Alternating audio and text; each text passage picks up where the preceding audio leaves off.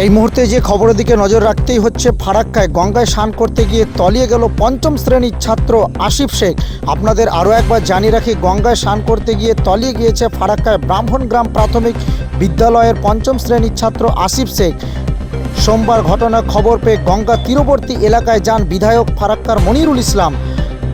কথা বলেন পরিবারের সদস্যদের সঙ্গে। তলিয়ে যাওয়া ছাত্রটিকে দ্রুত উদ্ধার করতে তৎপর হন।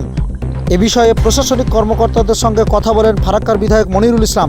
আপনাদের আরও একবার জানিয়ে রাখি, গঙ্গায় স্নান করতে গিয়ে ফারাক্কায় তলিয়ে গেল পঞ্চম শ্রেণীর ছাত্র আসিফ শেখ।